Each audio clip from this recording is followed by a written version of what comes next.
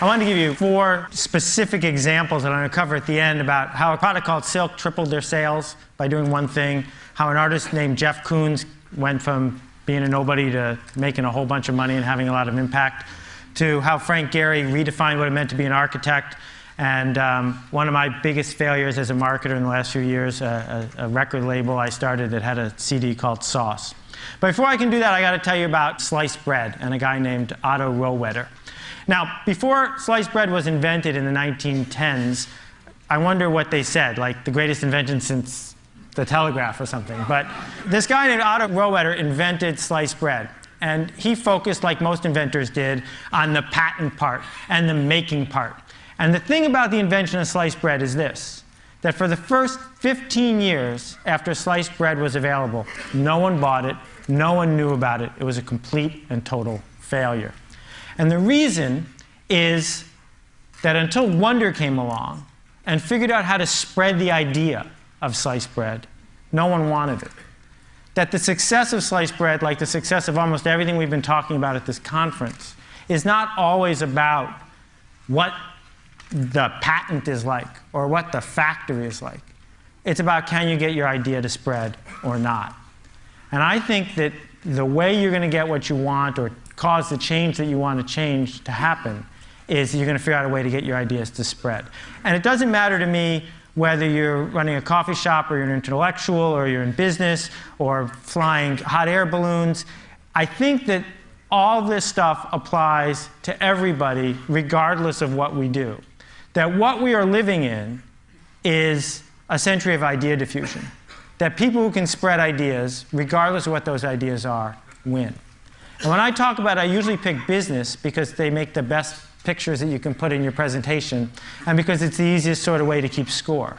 But I want you to forgive me when I use these examples because I'm talking about anything that you decide to spend your time to do. At the heart of spreading ideas is TV and stuff like TV. TV and mass media made it really easy to spread ideas in a certain way. I call it the TV industrial complex. And the way the TV industrial complex works is you buy some ads, interrupt some people, that gets you distribution. You use the distribution you get to sell more products. You take the profit from that to buy more ads. And it goes around and around and around the same way the military industrial complex worked a long time ago. That model of, and we heard it yesterday, if we could only get on the homepage of Google, if we could only figure out how to get promoted there, if we could only figure out how to grab that person by the throat and tell them about what we want to do, if we could do that, then everyone would pay attention, we would win. Well, this TV industrial complex informed my entire childhood and probably yours. I mean, all of these products succeeded because someone figured out how to touch people in a way that they weren't expecting, in a way they didn't necessarily want, with an ad over and over and over again until they bought it.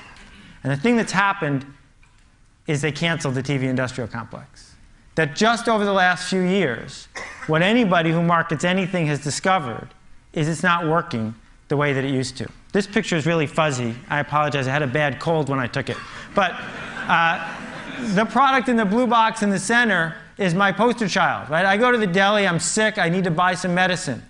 The brand manager for that blue product spent $100 million trying to interrupt me in 1 year. $100 million interrupting me with TV commercials and magazine ads and spam and coupons and shelving allowances and spiffs. Also, I could ignore every single message. And I ignored every message because I don't have a pain reliever problem. I buy the stuff in the yellow box I always have. And I'm not going to invest a minute of my time to solve her problem because I don't care. Here's a magazine called Hydrate. It's 180 pages about water. Right? Articles about water, ads about water. Imagine what the world was like 40 years ago when it was the Saturday Evening Post and Time and Newsweek. Now there are magazines about water. New products from Coke Japan, water salad. Okay? Coke Japan comes out with a new product every 3 weeks because they have no idea what's going to work and what's not. This, I couldn't have written this better myself. It came out 4 days ago. I circled the important parts so you can see them here. They've come out, Arby's is going to spend $85 million promoting an oven mitt with the voice of Tom Arnold, hoping that that will get people to go to Arby's and buy a roast beef sandwich. Now, I want you to try to imagine what could possibly be in an animated TV commercial featuring Tom Arnold that would get you to get in your car, drive across town, and buy a roast beef sandwich. You know, this is Copernicus, and he was right when he's talking to anyone who needs to hear your idea. The world revolves around me. Me, me, me, me, me, my favorite person, me. I don't want to get email from anybody. I want to get me-mail. So consumers, and I don't just mean people who buy stuff at the Safeway. I mean people at the Defense Department who might buy something, or people at, you know, the New Yorker who might print your article. Consumers don't care about you at all. They just don't care. Part of the reason is they got way more choices than they used to and way less time. And in a world where we have too many choices and too little time, the obvious thing to do is just ignore stuff. And my parable here is you're driving down the road and you see a cow and you keep driving. Because you've seen cows before. Cows are invisible. Cows are boring. Who's going to stop and pull over and say, oh, look, a cow? Nobody. But if the cow was purple, isn't that a great special effect? I could do that again if you wanted. If the cow was purple, you'd notice it for a while. I mean, if all cows are purple, then you get bored with those too. The thing that's going to decide what gets talked about, what gets done, what gets changed, what gets purchased, what gets built is it remarkable? And remarkable is a really cool word because we think it just means neat. But it also means worth making a remark about. And that is the essence of where idea diffusion is going. That two of the hottest cars in the United States is a $55,000 giant car, big enough to hold a Mini in its trunk. People are paying full price for both, and the only thing they have in common is that they don't have anything in common. Every week, the #1 best-selling DVD in America changes. It's never The Godfather, it's never Citizen Kane, it's always some third-rate movie with some second-rate star. But the reason it's #1 is because that's the week it came out. Because it's new, because it's fresh, because people saw it and said, I didn't know that was there, and they notice it. Two of the big success stories of the last 20 years in retail. One sells things that are super expensive in a blue box, and one sells things that are as cheap as they can make them. The only thing they have in common is that they're different. We're now in the fashion business. No matter what we do for a living, we're in the fashion business. And the thing is, people in the fashion business know what it's like to be in the fashion business. They're used to it. The rest of us have to figure out how to think that way, how to understand that it's not about interrupting people with big full-page ads or insisting on meetings with people, but it's a totally different sort of process that determines which ideas spread and which ones don't. This chair, they sold $1 billion worth of Aeron chairs by reinventing what it meant to sell a chair. They turned a chair from something the purchasing department bought to something that was a status symbol about where you sat at work. This guy, Lionel Poulain, the most famous baker in the world, he died 2.5 months ago, and he was a hero of mine and a dear friend. He lived in Paris. Last year he sold $10 million worth of French bread, every loaf baked in a bakery he owned by one baker at a time in a wood-fired oven. And when Lionel started his bakery, the French poo-pooed it. They didn't want to buy his bread. It didn't look like French bread. It wasn't what they expected. It was neat, it was remarkable, and slowly it spread from one person to another person until finally it became the official bread of 3-star restaurants in Paris. Now he's in London and he ships by FedEx all around the world. What marketers used to do is make average products for average people. That's what mass marketing is. Smooth out the edges. Go for the center. That's the big market. They would ignore the geeks and, God forbid, the laggards. It was all about going for the center. But in a world where the TV industrial complex is broken, I don't think that's the strategy we want to use anymore. I think the strategy we want to use is to not market to these people, because they're really good at ignoring you, but market to these people because they care. These are the people who are obsessed with something. And when you talk to them, they'll listen because they like listening. It's about them. And if you're lucky, they'll tell their friends on the rest of the curve, and it'll spread. It'll spread through the entire curve. They have something I call otaku. It's a great Japanese word. It describes the desire of someone who's obsessed to, say, drive across Tokyo to try a new ramen noodle place, because that's what they do. They get obsessed with it. To make a product, to market an idea, to come up with any problem you want to solve that doesn't have a constituency within otaku is almost impossible. Instead, you have to find a group that really desperately cares about what it is you have to say, talk to them, and make it easy for them to tell your friends. There's a hot sauce otaku, but there's no mustard otaku. That's why there's lots and lots and lots of kinds of hot sauces and not so many kinds of mustard. Not because it's hard to make interesting mustard. You can make interesting mustard. But people don't because no one's obsessed with it, and thus no one tells their friends. Krispy Kreme has figured this whole thing out. Krispy Kreme has a strategy. And what they do is they enter a city, they talk to the people with the otaku, and then they spread through the city to the people who just crossed the street. This yo-yo right here costs $112, but it sleeps for 12 minutes. Not everybody wants it, but they don't care. They want to talk to the people who do, and maybe it'll spread. These guys make the loudest car stereo in the world. It's as loud as a 747 jet. You can't get in. The car's got bulletproof glass on the windows because they'll blow out the windshield otherwise. But the fact remains that when someone wants to put a couple speakers in their car, if they've got the otaku or they've heard from someone who does, they go ahead and they pick this.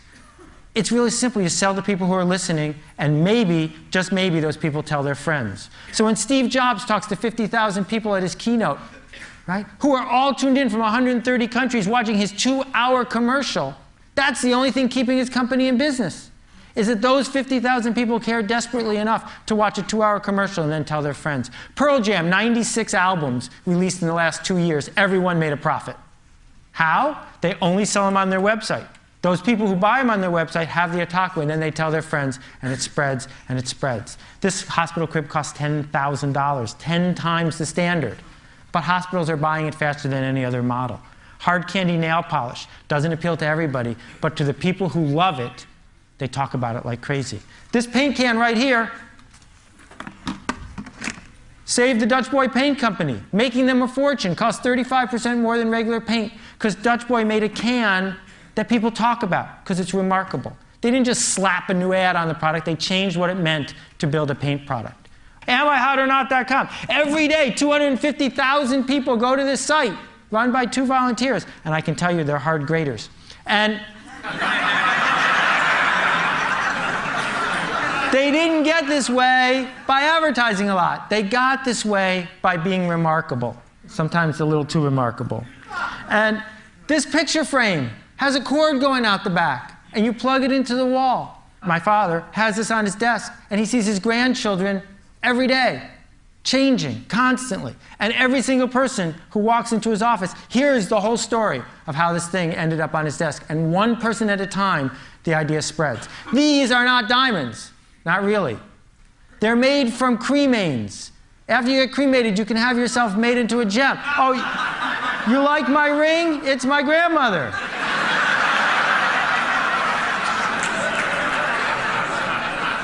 Fastest growing business in the whole mortuary industry. But you don't have to be Ozzy Osbourne. You don't have to be super outrageous to do this. What you have to do is figure out what people really want and give it to them. A couple quick rules to wrap up. The first one is design is free when you get to scale. And the people who come up with stuff that's remarkable more often than not figure out how to put design to work for them. Number 2, the riskiest thing you can do now is be safe. Procter & Gamble knows this. Right? The whole model of being Procter & Gamble is always about average products for average people. That's risky. The safe thing to do now is to be at the fringes, be remarkable. And being very good is one of the worst things you can possibly do. Very good is boring. Very good is average. It doesn't matter whether you're making a record album or you're an architect or you have a tract on sociology. If it's very good, it's not going to work because no one's going to notice it. So, my 3 stories. Silk. Put a product that does not need to be in the refrigerated section next to the milk in the refrigerated section. Sales tripled. Why? Milk, milk, milk, milk, milk, not milk. Right? For the people who were there and looking at that section, it was remarkable. They didn't triple their sales with advertising. They tripled it by doing something remarkable. That is a remarkable piece of art. You don't have to like it, but a 40-foot tall dog made out of bushes in the middle of New York City is remarkable. Frank Gehry didn't just change a museum, he changed an entire city's economy by designing one building that people from all over the world went to see. Now, at countless meetings, at the Portland City Council or who knows where, they say, we need an architect. Can we get Frank Gehry? Right? Because he did something that was at the fringes. And my big failure, I came out with an entire, a record album, and hopefully a whole bunch of record albums in SACD format, this remarkable new format, and I marketed it straight to people with $20,000 stereos. People with $20,000 stereos don't like new music. So what you need to do is figure out who does care. Who is going to raise their hand and say, I want to hear what you're doing next, and sell something to them. The last example I want to give you, this is a map of Soap Lake, Washington. As you can see, if that's nowhere, it's in the middle of it.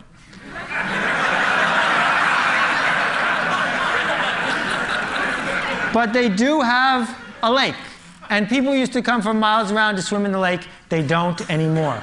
So the founding fathers at Soap Lake said, we got some money to spend, what can we build here?